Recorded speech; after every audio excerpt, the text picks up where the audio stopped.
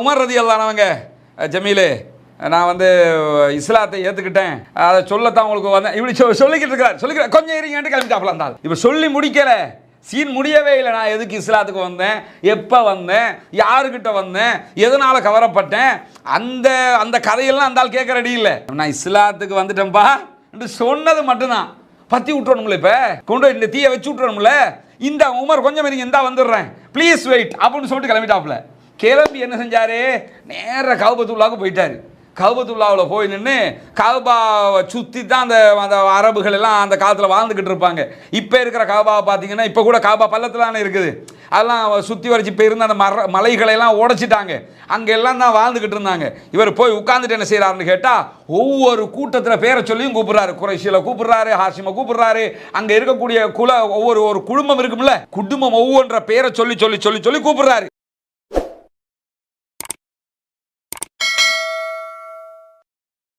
அஸ்ஸலாமு அலைக்கும் வரஹ்மத்துல்லாஹி வபரகாத்து. இன்னல் ஹம்தலில்லாஹ் நஹ்மதுஹு வ நஸ்தஈனுஹு வ நஸ்தக்ஃபிருஹு வ நஊது பில்லாஹி மின் ஷுரூரி அன்ஃபுஸினா வ ஸய்யிஆத்தி அமாலினா மை யஹ்திஹில்லாஹு ஃபலா முதில்ல லஹு வ மை யுத்லில் ஃபலா ஹாதிய லஹு. அஷ்ஹது அல்லா இலாஹ இல்லல்லாஹ் வ அஷ்ஹது அன்ன முஹம்மதன் அப்துஹு வ ரசூலுஹு அம்மா பஅத். எல்லா புகழும் புகழ்ச்சியும் அல்லாஹ் ஒருவனுக்கே உண்டாகட்டுமாக. அவனுடைய அமைதியும் கருணையும் நபிகள் பெருமானார் ஸல்லல்லாஹு அலைஹி வஸல்லம் அவர்கள் மீதிலும் அவர்கள் காட்டிய வழிப்படி மாத்திரம் வாழக்கூடிய அனைவர்கள் மீதிலும் உண்டாகட்டுமாக. பேரன்புமிக்க எல்லாம் வல்ல அல்லாஹ்வினுடைய நல்லடியார்களே, உமர் இப்னுல் கத்தாப் ரலியல்லாஹு அன்ஹு அவர்களுடைய புரட்சி வரலாறு என்கிற தலைப்பில் உமர் ரலியல்லாஹு அன்ஹு அவர்கள் இந்த உலகத்திலே வாழுகிற காலகட்டத்தில் செய்த சேவைகள், அவருடைய பின்னணி, அவருடைய ஆட்சி தொடர்பான செயல்பாடுகள் என்று எல்லா காரியங்களையும் ஒட்டுமொத்தமாக பார்க்கிற ஒரு தொடராக இந்த தொடரை நாம் அமைத்திருக்கோம். இந்த தொடருக்குரிய ஒரு முக்கியமான நோக்கத்தை நாம் புரிந்து கொள்ள வேண்டும். அது என்ன நோக்கம் என்று சொன்னால், பொதுவாகவே உமர் இப்னுல் கத்தாப் ரலியல்லாஹு அன்ஹு அவர்களை பொறுத்தவரையில் இஸ்லாமிய வரலாற்றில் பல நபித்தோழர்கள் மீது பலவிதமான பொய்யான செய்திகளும் இட்டுக்கட்டப்பட்டிருக்கிறது. இந்த இட்டுக்கட்டப்பட்ட செய்திகளில் யார் மேல அதிகமான பொய் இட்டுக்கட்டப்பட்டிருக்கும் என்று நம்ம தேடினோம்னு சொன்னா, முதன்மையாக யார் மேல அதிகமான பொய்களும் புரட்டுகளும் இட்டுக்கட்டப்பட்டிருக்கும் என்று சொன்னா, அலி இப்னு அபீ தாலிப் ரலியல்லாஹு அன்ஹு அவர்கள் மீது தான் அப்படியான காரியங்கள் செய்யப்பட்டிருக்கும். அலி ரலியல்லாஹு அன்ஹு அவர்களை புகழுகிறோம் என்கிற பெயர்ல, அலி ரலியல்லாஹு அன்ஹு அவர்களை இகழுகிறோம் என்கிற பெயர்ல இரண்டு சாராரும் மாறி மாறி என்ன பண்ணியிருப்பாங்கன்னா, அவங்க மேலே நிறைய வன்மங்களை எல்லாம் கக்கிய செய்திகளை எல்லாம் பார்க்க முடியும். சில பொழுதுகளில் நம்மளே அதை உண்மைன்னு நம்பிக்கிட்டு இருக்கிற அளவுக்கு அந்த செய்திகள் தொடர்ச்சியாக பேசப்பட்டிருக்கும். இதற்கு அடுத்த லெவலில் யார் மேலேயாவது அதிகமான செய்திகள் பொய்யாகவும் தவறாகவும் புரட்டலாகவும் சொல்லப்பட்டிருக்குமாக இருந்தால், அது யார் மேலே சொல்லப்பட்டிருக்கும்னு சொன்னால் உமர் ரலியல்லாஹு அன்ஹு அவர்கள் மீது தான் சொல்லப்பட்டிருக்கும். அதிலேயும் குறிப்பாக உமர் இப்னுல் கத்தாப் ரலியல்லாஹு அன்ஹு அவர்கள் தொடர்பாக நிறைய வரலாற்று நூல்கள் எழுதப்பட்டிருக்கிறது. தமிழ்லையே அது மாதிரியான நூல்கள் கொட்டி கிடக்கிறது. நிறைய நூல்களை நம்ம எடுத்துக்கிட்டோம்னா ஒரே செய்தியை திரும்ப திரும்ப பொய்யான பல செய்திகளை கலந்து சொல்லியிருக்கக்கூடிய காட்சிகளை நம்ம பார்க்க முடியும். அதே மாதிரி நீங்கள்லாம் சில பொழுதுகளில் இணையதளங்களில் பார்த்துருக்கக்கூடிய ஒன்று தான், உமர் ரலியல்லாஹு அன்ஹு அவர்களை பற்றி நிறைய சீரீஸ் எடுத்திருப்பாங்க. அதாவது இணையதள தொடர்கள், வெப் சீரிஸ் எடுத்திருப்பாங்க. அதே நேரத்தில் சினிமா திரைப்படங்கள் எடுத்திருப்பார்கள், அவருடைய வரலாறு என்று எடுத்திருப்பார்கள். இந்த வரலாற்றுகளை எல்லாம் நீங்கள் எடுத்து பார்த்தீங்கன்னா, சினிமாவாக அதை கவர்ச்சியாக கொடுக்கணுங்கிறதுக்காகவே அவர்கள் மேலே காலாகாலம் நம்பி வந்த பொய்யான செய்திகளை எல்லாம் இதுதான் அவருடைய வரலாறு என்று பேசியிருக்கிற காட்சிகளையும் நாம் காண முடியும். எனவே நம்ம இந்த வரலாறு பேசுறதின் ஊடாக என்ன புரிஞ்சுக்கிறோம்னு கேட்டால், இதுவெல்லாம் உமர் ரலியல்லாஹு அன்ஹுடைய வரலாற்றில் கிடையாது, இதுதான் அவருடைய ரியாலிட்டியான வரலாறு என்பதை உளப்பூர்வமாக புரிந்து கொள்ளுகிற ஒரு முயற்சியாகத்தான் இந்த தொடரும் நாம் அமைக்கப்பட்டிருக்கிறோம் என்பதை நாம் புரிந்து கொள்ள கடமைப்பட்டிருக்கிறோம். நேற்றைய தினம் நாம் பேசிய முதலாவது உரையில் உமர் ரலியல்லாஹு அன்ஹு அவர்கள், அவருடைய குடும்ப பாரம்பரியம், அவருக்கு எத்தனை மனைவிமார்கள் இருந்தார்கள், அவருடைய தகப்பனாருடைய பின்னணி என்ன என்பதை பற்றியெல்லாம் நம்ம விரிவாக பார்த்திருந்தோம். இன்றைய இந்த தொடரில் நம்ம பார்க்க இருக்கக்கூடிய பகுதிகள் மிக முக்கியமான பகுதிகள். குறிப்பாக உமர் ரலியல்லாஹு அன்ஹு அவர்களுடைய வரலாற்றை பொறுத்தவரையில் அவர்களுக்கென்று சில பெயர்கள் சூட்டப்பட்டிருக்கிறது. இந்த பெயர்கள் வந்ததற்கான காரணம் என்ன, அதனுடைய பின்னணி என்ன என்பதையும் நாம் புரிந்து கொள்ள கடமைப்பட்டிருக்கிறோம். உதாரணமாக உமர் ரலியல்லாஹு அன்ஹு அவர்களுக்கு ஒரு அடைமொழியாக என்ன சொல்லுவாங்கன்னா அபு ஹப்ஸ் என்கிற ஒரு அடைமொழி இருக்கிறது. அபு ஹப்ஸ்னா உமர் ரலியல்லாஹு அன்ஹு என்ற அர்த்தம். உமர் ரலியல்லாஹு அன்ஹு அவர்கள் என்றுதான் பிரபலமாக பேசுவாங்க, அபு ஹப்ஸ் என்றும் சொல்லுவார்கள். இந்த அபு ஹப்ஸ் என்கிற பெயர் எப்படி வந்தது என்று பார்த்தோம்னா இரண்டு விதமாக இந்த பெயர் சொல்லப்படும். யாருக்காவது அபுன்னு ஒருத்தரை வச்சு சொல்றாங்கன்னு சொன்னா இன்னாருடைய தகப்பனார் என்று சொல்கிறார்கள்னா அன்னாருக்கு ஒரு பிள்ளை இருந்திருப்பாங்கன்னு அர்த்தம். ஹப்ஸ் என்கிற பெயர்ல ஒரு பிள்ளை இருந்திருந்தா தான் அபு ஹப்ஸ்ன்னு சொல்லுவாங்க. அப்படி என்றால் உமர் ரலியல்லாஹு அன்ஹு அவர்களுக்கு ஹப்ஸ் என்கிற பெயரில் ஒரு குழந்தை இருந்திருக்க வேண்டும், அதனால அபு ஹப்ஸ் என்று அழைக்கப்பட்டிருக்கிறார் என்று நம்ம புரிஞ்சுக்கலாம்.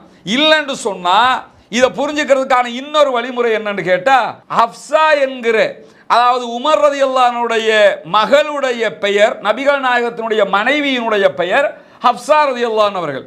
இந்த ஹப்ஸா என்பதை சுருக்கி கூட ஹப்ஸ் என்று ஆக்கி அபு ஹப்ஸ் என்கிற பெயரில் இவர் அழைக்கப்பட்டிருக்கலாம். எது எப்படி போனாலும் இவருக்கு ஹப்ஸ் என்கிற அபு ஹப்ஸ் என்கிற ஒரு பெயர் இருக்கிறது என்பதை நாம் வரலாற்றில் புரிந்து கொள்ள கடமைப்பட்டிருக்கிறோம்.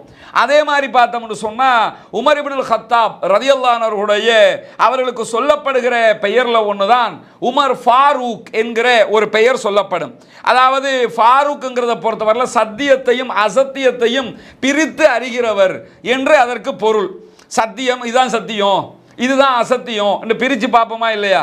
அப்படி பிரித்து பார்க்கிறவருக்கு ஃபாரூக்கு அப்படின்னு சொல்லுவாங்க. இப்ப சத்தியத்தையும் அசத்தியத்தையும் பிரித்து அறிகிறவர் என்கிற ஒரு பெயர் இருக்கிறது என்று சொல்லி வரலாறு நடிகளும் உமர் ஃபாரூக் என்றுதான் நிறைய வெப் சீரிஸுக்கு பேரே போடுவாங்க. உமர் ஃபாரூக் என்று புக்குக்கு பேரே போடுவாங்க. உமர் இப்னுல் கத்தாப் என்பதை தாண்டி உமர் ஃபாரூக் என்பது ரொம்ப ஃபேமஸாக இருக்கும். இந்த உமர் ஃபாரூக் என்பது யாரு வைத்த பெயரு? அவருக்கு இந்த பெயரை முகமது நபி வச்சாங்களா அல்லது வேறு யாரும் வச்சாங்களா அப்படின்னு சொல்லி தேடி பார்த்தோம்னா ஆதாரபூர்வமான நபிமொழிகளின் அடிப்படையில் எந்த இடத்திலும் நபிகள் நாயகம் ஸல்லல்லாஹு அலைஹி வஸல்லம் அவர்கள் உமர் ஃபாரூக் என்ற ஒரு பெயரை, ஃபாரூக் என்கிற ஒரு அடைமொழியோடு கூடிய பெயரை உமர் ரலியல்லாஹு அன்ஹுவுக்கு வைத்ததாக எந்த ஒரு ஆதாரபூர்வமான செய்திகளும் சஹீஹான ஹதீஸ்களும் கிடையாது. அதே நேரத்தில் சரி ரசூலுல்லாஹி ஸல்லல்லாஹு அலைஹி வஸல்லம் அவங்க தான் வைக்கல, அபூபக்கர் சித்தீக் ரலியல்லாஹு அன்ஹு அவர்களை போன்ற ஒரு பிரபலமான ஒரு சஹாபி வைத்திருப்பாரா அப்படின்னு தேடி பார்த்தோம்னா அந்த மாதிரி ஒரு சஹாபியும் அப்படி ஒரு பெயரை வைத்ததாக எங்குமே இடம்பெறவில்லை. அப்ப ரசூலுல்லாஹி ஸல்லல்லாஹு அலைஹி வஸல்லம் அவங்க அப்படி ஒரு அடைமொழியை கொடுக்கவும் இல்லை.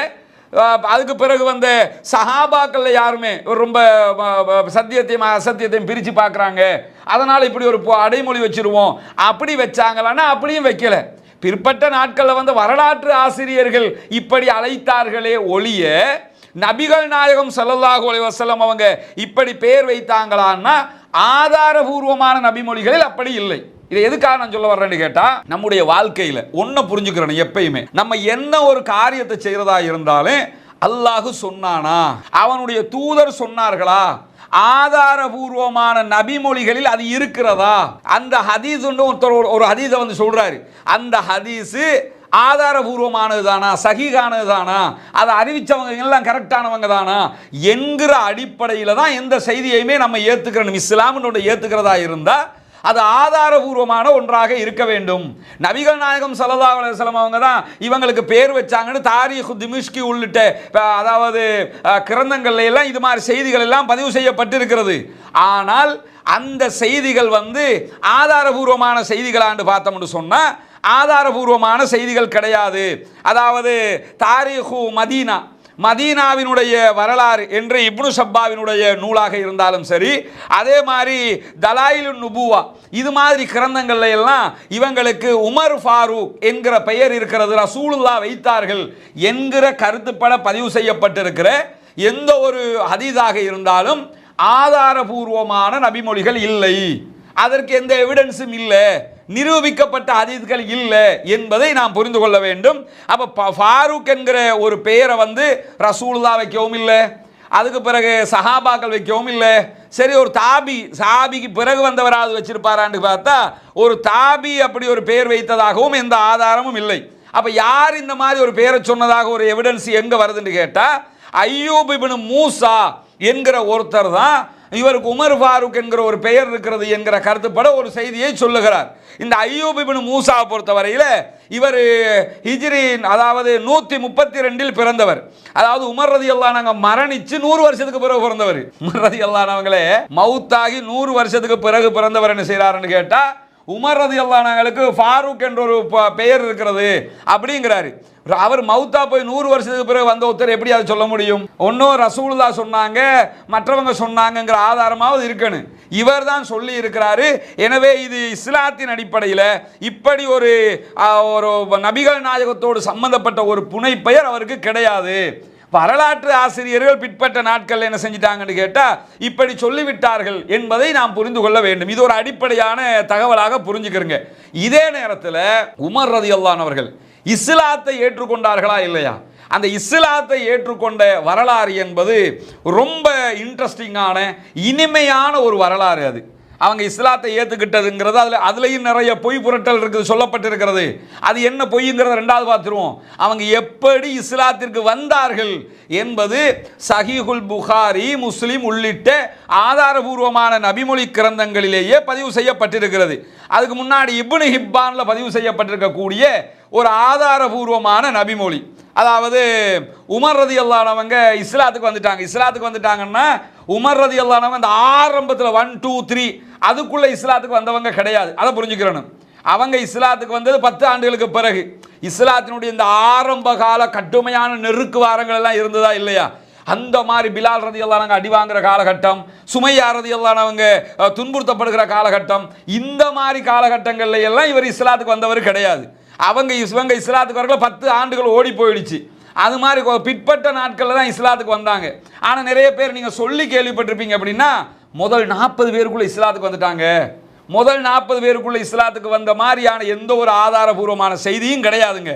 இவங்க இஸ்லாத்துக்கு வந்தது 10 ஆண்டுகளுக்கு பிறகு. 10 ஆண்டுகள் அளவுக்கு மக்காவில் கடுமையான துன்பங்கள் உண்டாக்கப்பட்ட அந்த காலகட்டம். இப்போ உமர் ரலியல்லாஹு அன்ஹு என்ன செய்கிறாங்கன்னு கேட்டால் இஸ்லாத்தை ஏற்றுக்கொள்கிறார்கள். இஸ்லாத்தினால் கவரப்பட்டு நபிகள் நாயகம் ஸல்லல்லாஹு அலைஹி வஸல்லம் அவர்களால் கவரப்பட்டு இஸ்லாத்தை ஏற்றுக்கிட்டாங்கல்ல. இஸ்லாத்தை ஏற்றுக்கிட்டதுக்கு பிறகு என்ன பண்ணணும்னா, நான் இஸ்லாத்தை ஏற்றுக்கிட்டேன்னு சொல்ல வேண்டி இருக்குது. சொல்லணும்ல, இஸ்லாத்தை ஏற்றுக்கிட்டாச்சு, மற்றவங்களுக்கு டிக்ளேர் பண்ணணும்ல, அப்படி ஒழிச்சுக்கிட்டு இருக்க முடியாதுல்ல. அதனால் என்ன பண்ணுறாங்கன்னா, எப்படி இதை நம்ம சொல்லணுமே என்று சொல்லி யாரை விட்டு இதை சொல்ல வைக்கலாம் அப்படின்னு தேடுறாங்க. ஊருக்குள்ளே யார் சொன்னால் இது வேகமாக பரவும் அப்படின்னு சொல்லி தேடி பார்த்தா ஊருக்குள்ள இந்த வதந்தி எல்லாம் பரப்புறது யாரு என்று சொல்லி தேடி கண்டுபிடிக்கிறாங்க. ஜமீல் இப்னு மாமர் என்று சொல்லி ஒருத்தர் இருக்கிறாரு. அவர் வதந்தி பரப்புறதுல ரொம்ப முக்கியமானவர். அதாவது என்னன்னு கேட்டால் ஊருக்குள்ள ஒரு பிபிசி இருப்பான். நமக்கு தெரியுமில்ல, எல்லா ஊருக்குள்ளேயும் பிபிசி மாதிரி ஒன்றை சொன்னால் நம்ம இப்படி சொல்லிட்டு இப்படி திரும்புவியே, அதுக்குள்ள உங்களுக்கே செய்தி வந்துக்கிட்டு இருக்கும். அப்படியாம்ல அப்படிமாங்க, டீ அது நான் தான் சொன்னேன், அதையே இப்படி மாற்றி சொல்லிக்கிட்டு இருக்கிறீங்களா என்று யோசிக்கிற அளவுக்கு ஒரு செய்தியை சொன்னோம்னா சர கால் பண்ணி அப்படியாம்ல இப்படியாம்ல இந்த மாதிரி இந்த சொல்லுகிற பரப்பிகள் இருப்பார்கள். இந்த மாதிரி அதாவது செய்தியை கொண்டு சேர்க்கிறவங்க ஊருக்குள்ள ஒரு பிபிசின்னு வச்சுக்கிறங்க. அது மாதிரி இந்த ஜமீல் இப்னு மாமருங்கிறவர் மக்கா காலத்தில் இருந்து ஒரு பிபிசி. அந்த ஆள்கிட்ட சொல்லி விட்டோம்னு வைங்க, இப்படி சொல்லிட்டு இப்படி வந்திருப்பிய, வரும்போதே உங்களுக்கு செய்தி வரும் அப்படியாமலண்டு. ஏன்னா அந்த ஆள் அது கரெக்டாக கொண்டு சேர்த்துருவாப்ல. அப்படி இந்த ஜமீல் இப்னு மாமர் தான் அந்த வதந்தி பரப்புறதுல ரொம்ப முக்கியமானவர்னு சொல்லி தெரிஞ்சுக்கிட்டு உமர் ரலியல்லாஹு அன்ஹு போகிறாங்க.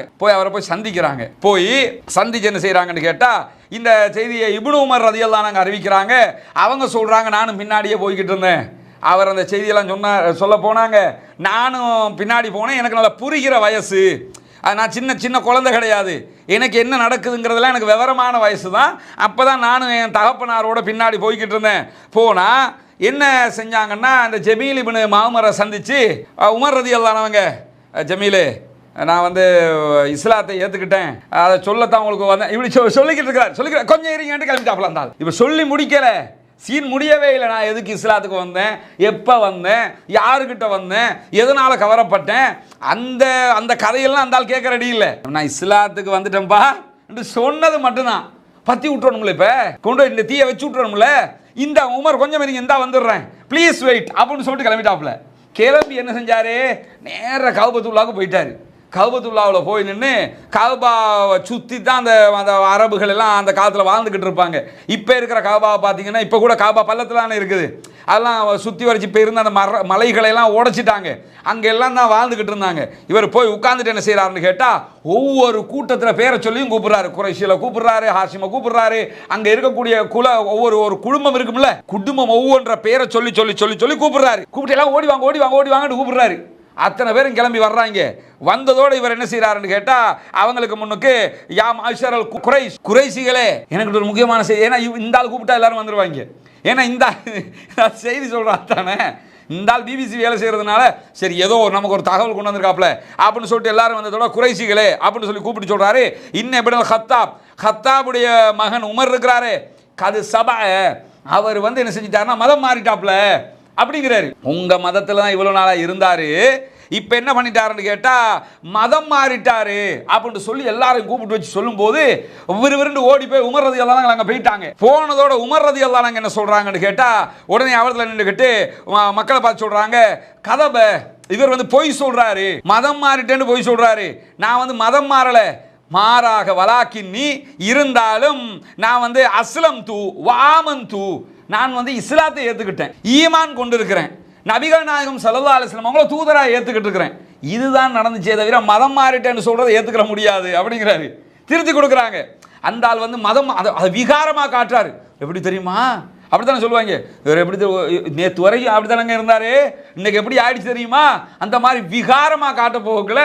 உமர் ரலியல்லாஹு அன்ஹு நீ சொல்ற மாதிரிலாம் இல்லைப்பா, என்ன நடந்துச்சுன்னா ஆக்சுவலி நான் வந்து இஸ்லாத்தை ஏற்றுக்கிட்டேன், மதம் மாறிட்டேன்னு சொல்லாத, இஸ்லாத்தை ஏற்றுக்கிட்டேன்னு சொல்லு அப்படின்னு சொல்லி திருத்தி கொடுக்குறாங்க. முகமது நபியை ஏற்றுக்கிட்டேன்னு சொல்லு, குரானை ஏற்றுக்கிட்டேன்னு சொல்லு. இந்த மாதிரி கருத்துப்பட என்ன செய்கிறாங்கன்னு கேட்டால் திருத்தி கொடுக்குறாங்க. திருத்தி கொடுத்தா எல்லாம் கேட்பாங்களா? உமர் ரலியல்லாஹு அன்ஹு தான், ஆனாலும் அடிச்சு பின்னி தூக்கி தோம்சம் பண்ணி எடுத்துட்டாங்க. அது ஏன் நம்ம என்ன புரிஞ்சுக்கிறோம்னு கேட்டால் இந்த உமர் ரலியல்லாஹு அன்ஹுவை பற்றி நிறைய உரைகளில் நம்ம கூட கடந்த காலங்களில் என்ன பேசியிருப்போம்னு சொன்னால், உமர் ரலியல்லாஹு அன்ஹு அவங்க இஸ்லாத்துக்கு வந்து முடி எப்படி இருந்தது தெரியுமா, எப்படி அத்தனை பேரும் அப்படி பயந்தெல்லாம் நடிங்கின மாதிரி தெரியும். ஹதீஸ் இது வரக்கூடிய ஹதீஸில் பார்த்தோம்னா உமர் ரலியல்லாஹு அன்ஹு அவங்களே பின்னி படலாம் எடுத்துருக்காங்க. இஸ்லாத்துக்கு வந்தேன்னு சொன்னதோட மதம் மாறிட்டாருன்னு சொன்னதோட அத்தனை பேரும் என்ன செய்யறாங்கன்னு கேட்டா போட்டு அட்டி அட்டி அட்டின்னு அடிக்கிறாங்க. உமர் ரலியல்லாஹு அன்ஹு அவங்களே அடிச்சா ஒரு கட்டத்துக்கு மேல என்ன செய்யறாருன்னா அதெல்லாம் தாங்கிக்கிட்டு எந்திரிச்சு உட்காந்துட்டாரு. உட்காந்துட்டு என்ன சொல்றாருன்னா, டேய் இவ்வளவு போட்டு அடிக்கிறீங்களா, எனக்கு ஏன் தரப்புல 100 பேர் இருந்தாங்கன்னா நீ என்னடா பண்ண முடியும் அப்படின்னு கேட்கறாங்க. நீ எங்கிட்ட ஆள் இல்லைன்னு நினைச்சுக்கிட்டு தானே எல்லாம் பண்ற, ஏன் தரப்புல இப்படி இருந்தாங்கன்னா உன்னால என்ன பண்ண முடியும் அப்படின்னு சொல்லி உடனே அவங்களுக்கு திருப்பி உமர் ரலியல்லாஹு அன்ஹு கேட்கறாங்க. கேட்டதோட கொஞ்ச நேரம் என்ன பண்ணுறாங்கன்னா ரிலாக்ஸ் பண்ணிடுறாங்க, விட்டுட்டாங்கன்னு சொல்லி வருது இப்னு ஹிப்பானில் வரக்கூடிய ஹதீஸ். அதுக்கு பிறகு என்ன ஆகுதுன்னு கேட்டால் இந்த செய்தி இன்னும் பத்துது. என்ன, இஸ்லாத்துக்கு சாதாரணமான ஒருத்தர் வந்தாலே விட்டுற மாட்டாங்க. இவர் யாருன்னு கேட்டால் ஒரு பெரிய ஆள், ஊருக்குள்ளே இருக்கிற ஒரு முக்கியமான ஒருத்தர் வந்து இஸ்லாத்தை ஏற்றுக்கிட்டாருன்னா அது சாதாரண விஷயமா? அப்போ இஸ்லாமோஃபோபியாங்கிறது இன்னைக்கு மட்டும் உள்ளதில்லை, அது மக்கா காலத்திலேருந்து இருக்கக்கூடிய ஒன்று. இன்னைக்கு நம்ம இங்கே நடக்கிற காரியங்கள்லாம் பார்த்துட்டு இவ்வளோ இஸ்லாத்தை எதிர்க்கிறான்னு நினைக்கிறோமே, இதுக்கெல்லாம் அடிப்படை அங்கே தானே. உடனே என்ன பண்ணுறாங்கன்னா ஊர் மக்கள் எல்லாம் திரண்டு வீட்டை சுற்றி வளைச்சிடுறாங்க. சுற்றி வளைச்சதோட என்ன ஆகுதுன்னு கேட்டால் இந்த செய்தியை இப்னு உமர் ரலியல்லாஹு அன்ஹு அறிவிக்கக்கூடிய அதே அவரே தான் இதை அறிவிக்கிறார். சஹீஹுல் புகாரியில் 3865வது ஹதீஸாக பதிவு செய்யப்பட்டிருக்கிறது. அதில் அவங்க என்ன சொல்கிறாங்கன்னு கேட்டால் லம்மா அஸ்லமா உமர் ரலியல்லாஹு அன்ஹு அவங்க இஸ்லாத்தை ஏற்றுக்கொண்ட நேரத்தில் இஜ்தமான் நாசு இந்த தாரிஹி அவருடைய வீட்டை வந்து மனிதர்கள் எல்லாம் சுற்றி வளைச்சிட்டாங்க, மக்காக்காரங்கெல்லாம் வந்து சுற்றி வளைச்சிட்டாங்க. வக்காலு சுற்றி வளைச்சது மட்டும் இல்லாமல் சபா உமர் வந்து மதம் மாறிட்டாருன்னு சொல்லி அப்படி ஊராக்கெல்லாம் திரண்டு வந்துட்டாங்க. மதம் மாற்றாராம்ல அப்படின்னு சொல்லி ஊரில் இருக்கிற எல்லாரையும் திரட்டிக்கிட்டு அத்தனை பேரும் வந்துட்டாங்க. சொல்லிட்டு அவர் என்ன சொல்கிறாருன்னு கேட்டால் வான குலாமுன், நான் வந்து அப்போ சின்ன பிள்ளை, இந்த சம்பவம் நடக்கும்போது எனக்கு விவரம் இருந்தது அது வேற, ஆனால் நான் சின்ன பிள்ளை. நான் எங்கே இருந்தேன்னு கேட்டால் ஃபவுக்க லஹரி பைத்தி, எங்கள் வீட்டுக்கு மேலே கூரைக்கு மேலே. இவர் என்ன ஆகுதுன்னு கேட்டால் தகப்பனார் இஸ்லாத்துக்கு வந்துட்டாரு. தகப்பனார் இஸ்லாத்துக்கு வந்த செய்தி கேள்விப்பட்டு வீட்டையே சுற்றி வளைச்சிட்டாங்க. இவர் எங்கே இருக்கிறாருன்னா வீட்டுக்கு மேலே கூரையில் நிற்கிறாரு. கூரையிலன்னு பார்த்துக்கிட்டு இருக்கிறாரு, என்னதான் நடக்குது, ஊரே திறன்னு நிற்கிறாங்களே அப்படின்னு பார்த்துக்கிட்டு இருக்கிறாரு. பார்த்துக்கிட்டு இருக்கும்போது என்ன ஆகுதுன்னு கேட்டால் அவரே சொல்கிறாரு, ஃபஜா ரஜுலுன், அந்த இடத்துக்கு ஒரு மனிதர் வந்தார். எப்படிப்பட்ட மனிதர்னு சொன்னால் அவர் ஒரு பட்டாலான ஆடை அணிந்திருந்தார். மற்ற அந்த இன்னொரு ஹதீஸில், புகாரில் வரக்கூடிய இன்னொரு ஹதீஸில் அவர் எப்படி ஆடை அணிந்திருந்தாருங்கிற வரைக்கும் துல்லியமாக இப்னு உமர் ரலியல்லாஹு அன்ஹு சொல்கிறாங்க. ஒரு பட்டாலான ஆடை என்ன செஞ்சிருந்தாருன்னு கேட்டால் அணிஞ்சிருந்தார். அவர் வந்துட்டு என்ன செய்கிறாருன்னா எல்லாருமே உமர் மதம் மாறிட்டாரு, உமர் மதம் மாறிட்டாரு அப்படின்னு பேசிக்கிட்டு இருக்கும்போது இவர்கிட்ட உமர் மதம் மாறிட்டாரு அப்படிங்கிறாங்க. அவர் திருப்பி கேட்குறாரு, உமர் மதம் மாறிட்டாரு, இப்போ என்னையா அதுக்கு அப்படின்னு கேட்குறாரு. அது ஒரு பெரிய செய்தி அவங்கெல்லாம் சொல்கிறாங்க. இவர் உட்கார்ந்துக்கிட்டு, ஆமா உமர் மதம் மாறிட்டாரு, என்ன இப்போ என்ன ப்ராப்ளம் உனக்கு அப்படின்னு சொல்லி கேட்குறாரு. கேட்டுட்டு என்ன சொல்கிறாருன்னு கேட்டால், நான் அவருக்கு நான் அபயம் அளித்திருக்கிறேன், அவர் ஏன் கஸ்டடிக்குள்ள வந்திருக்கிறாரு, என்னுடைய ஆளாக்கும் அவர் கை வச்சிங்க தொடச்சு விடுவோன்ட்டாரு. ஏற்கனவே அவரை துவைச்சு எடுத்துட்டாங்க, திரும்பவும் வந்திருக்காங்க மீண்டும் ஒரு அடிக்கிறதுக்கு. அப்பதான் சொல்றாரு, அவர் ஏன் ஆளாக்கும், நான் அவருக்கு அடைக்கலம் கொடுத்துருக்கேன், ஒரு ரூபாய் வீட்டு பக்கம் வந்துடக்கூடாது பார்த்துக்க. ஏன்னா இவங்களுக்கும், அதாவது இந்த வந்திருக்கிறவர் யாருன்னு கேட்டால் மக்கள் அவர் சொன்னதை கேட்டு உடனே கிளம்பி போயிட்டாங்க. அப்போ நான் இவர் யாருன்னு சொல்லி கேட்டேன். மக்கள் எல்லாரும் என்ன சொன்னாங்கன்னு கேட்டால் ஆசிபுனு வாயில் அப்படின்னு சொல்லி சொன்னாங்க. இவர் யாருன்னு கேட்டால் அதவி என்கிற ஒரு கோத்திரத்தை சேர்ந்தவர். இந்த கோத்திரத்துக்கும் உமர் ரலியல்லாஹு அன்ஹுடைய குடும்பத்துக்கும் மத்தியில் ஒரு அக்ரிமெண்ட் இருந்துச்சு. உங்களுக்கு யாராவது அடிச்சா நாங்க வந்துருவோம், எங்களுக்கு யாராவது அடிச்சா நீங்க வந்துடணும், பாதுகாத்துக்கிறோம். இப்ப அடிக்கிறவங்களே அவங்க ஆக்கள் தான், அடிக்கிறவங்களே அவங்க ஆக்கள்ன்றதுக்காக இவர் உடனே அந்த இடத்துக்கு வந்துட்டாரு என்கிற செய்தி இன்னும் மேலதிகமாக புகாரில் வரக்கூடிய 3864வது ஹதீஸ்ல இன்னும் மேலதிகமாக எப்படி வருதுன்னு கேட்டா, என்னுடைய தகப்பனார் உமர் ரலியல்லாஹு அன்ஹு இஸ்லாத்தை ஏத்துக்கிட்டதுனால குறைஷியல் தன்னை கொலை பண்ணிடுவாங்க என்கிற பயத்தில் என்ன செஞ்சாருன்னு கேட்டா, அவர் வீட்டுக்குள்ள ஒளிச்சுக்கிட்டு இருந்தாரு. அப்போ அவர் உடனே நம்மளை ஏதாவது பண்ணிடுவாங்க போல அப்படின்னு சொல்லிட்டு வீட்டுக்குள்ளே போய் ஒளிச்சுக்கிட்டு இருந்துட்டாங்க. ஒளிச்சுக்கிட்டு இருக்கும்போது இது எதுக்காக சொல்ல வர்றேன்னு கேட்டால், அந்த 10 ஆண்டுகளுக்கு பிறகு தான் இவர் இஸ்லாத்துக்கு வர்றாரு. அப்பவும் அவங்க இவரை தாக்குறதுக்கு அந்த மாதிரி வர்றாங்க. வரும்போது என்ன செய்யறாருன்னா போய் ஒளிச்சுக்கிட்டாங்க. புகாரில் வரக்கூடிய ஹதீஸ் இது. ஒளிச்சு கொண்டிருக்கும் போது ஆசிபுனு வாயில் என்ன செஞ்சாருன்னு கேட்டால் அங்கே வந்தார். இவர் குறைசி தலைவர்களில் ஒருத்தராக இருந்ததுனால அவர் வரும்போது எப்படி போடுறாருன்னா, அவர் கோடு போட்ட சால்வை ஒன்றையும் போட்டுக்கிட்டு பட்டு ஆடை ஒன்றை போட்டுக்கிட்டு என்ன செஞ்சாருன்னு கேட்டால் அந்த இடத்துக்கு வந்தார். என்னப்பா விஷயம், என்ன குடிக்கிறீங்க அப்படின்னு சொல்லி கேட்குறாரு.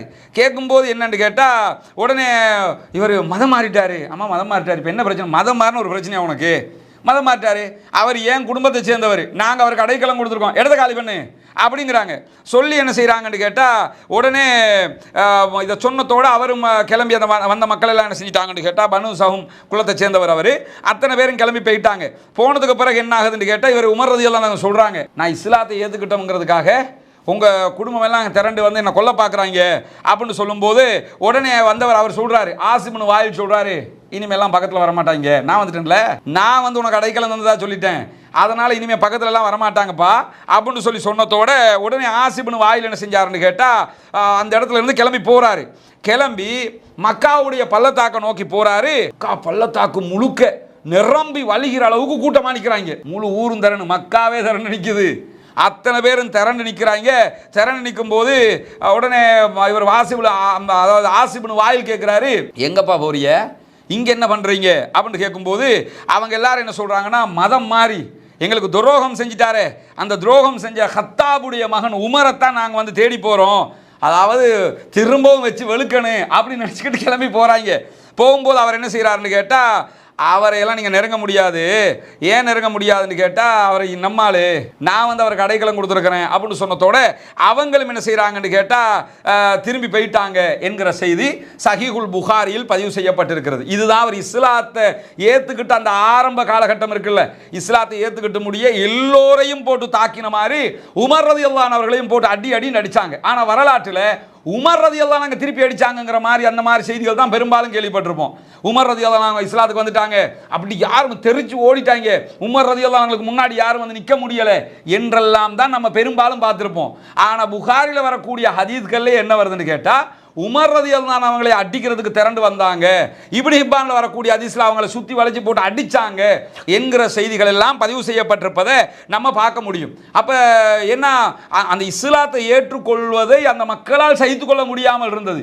அது மட்டுமல்லாமல் இந்த அதாவது இவர் எந்த அளவுக்கு இவர் இருந்தவர் என்று கேட்டா, யாராவது இஸ்லாத்துக்கு வந்துட்டாங்கன்னு வைங்க, அதுவும் சஹீஹுல் புகாரில் வரக்கூடிய 3862வது ஹதீஸ்ல, அதாவது சயீத் இப்னு ஸைத் இப்னு அம்ர் இப்னு நுஃபைல் அவர் சொல்றாரு, நான் இஸ்லாத்துக்கு வந்துட்டேன். இஸ்லாத்துக்கு வந்தா என்ன பண்ணாருன்னு கேட்டா, உமர் ரலியல்லாஹு அன்ஹு நான் இஸ்லாத்துக்கு வந்ததுக்காக என்ன கட்டி போட்டு அடிச்சாரு.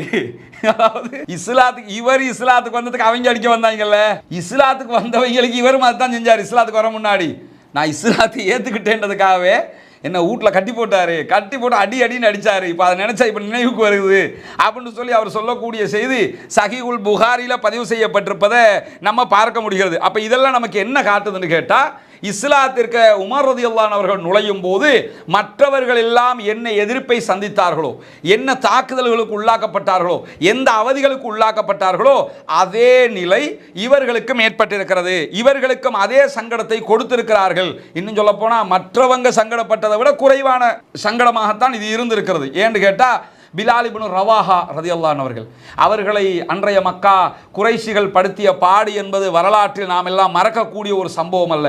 கழுத்திலே கயிற்றை போட்டு வெறும் உடம்போடு அவரை மக்காவினுடைய மலைக்குன்றுகளில் சிறுவர்கள் இழுத்து கொண்டு விளையாடுவதற்கு கையிலே கொடுத்து விடுவார்கள். அந்த நேரத்திலும் அஹதுன் அஹதுன் அஹதுன் என்றே சொல்லிக் கொண்டிருந்தார்கள் என்கிற வரலாற்று செய்திகளை இன்றைக்கும் நம்ம பார்க்க முடிகிறது. அதே நேரத்தில் சுமையா ரலியல்லாஹு அன்ஹு அவர்கள் இதே போன்று பாடுபடுத்தப்பட்டார்கள். அபூபக்கர் சித்தீக் ரலியல்லாஹு அன்ஹு அவர்களுக்கு தாக்கிய எந்த அளவுக்கு அவர்கள் தாக்கப்பட்டார்கள் என்றால், மயங்கி இரத்த வெள்ளத்தில் மயங்கி கிடந்தார்கள் என்கிற அளவுக்கு அவர்களும் தாக்கப்பட்டார்கள். இதே மாதிரி தாக்குதலுக்கு உள்ளாக்கப்பட்ட ஒருவர் தான் உமர் ரலியல்லாஹு அன்ஹு அவர்கள். நம்ம என்ன புரிஞ்சுக்கிறோம்னு கேட்டா, உமர் ரலியல்லாஹு அன்ஹுக்கு முன்னாடியே இந்த இஸ்லாத்தை பகிரங்கப்படுத்தி அவர்களை விட அதிகமாக அவர்கள் பாதிக்கப்பட்டிருக்கிறார்கள். அபூபக்கர் சித்தீக் ரலியல்லாஹு அன்ஹு, பிலால் இப்னு ரவாஹா ரலியல்லாஹு அன்ஹு அவர்களை போன்றவர்கள் கடுமையாக பாதிக்கப்பட்டார்கள். 10 ஆண்டுகளுக்கு பிறகு இஸ்லாத்தை ஏற்றுக்கொண்ட உமர் ரலியல்லாஹு அன்ஹு அவர்களையும் சுத்தி வளைத்து தாக்குகிற ஒரு நிலையை உண்டாக்கினார்கள் என்பதை நம்ம வரலாற்றின் ஒளியில் பார்க்க முடிகிறது. இன்ஷா அல்லாஹ் நம்முடைய அடுத்த தொடரில் இது பற்றி அவருடைய இஸ்லாத்தினுடைய வருகை தொடர்பான இன்னும் சில செய்திகளும் இருக்கிறது. அதை நம்ம பார்க்க இருக்கிறோம். அதற்கு பிறகு அவருடைய ஆட்சி கட்டிலுக்கு அவர் எப்படி வருகிறார், ஆட்சியை எப்படி நடத்துகிறார், அவருடைய நீதி எப்படி, நியாயம் எப்படி, நேர்மை எப்படி என்கிற செய்திகளையும் பார்க்க இருக்கிறோம். தொடர்ந்து இந்த தொடரை கவனித்து வாருங்கள். இதனூடாக இந்த வரலாற்று உண்மைகளை நீங்கள் தெரிந்து கொள்வதற்கான அதிக வாய்ப்பு இருக்கிறது. அல்லாஹு தஆலா நம்முடைய எண்ணங்களை புரிந்து கொள்வானாக. வாஹிரு தஅவானா அனில் ஹம்துலில்லாஹி ரப்பில் ஆலமீன். அஸ்ஸலாமு அலைக்கும் வரஹ்மத்துல்லாஹி வபரகாத்துஹு.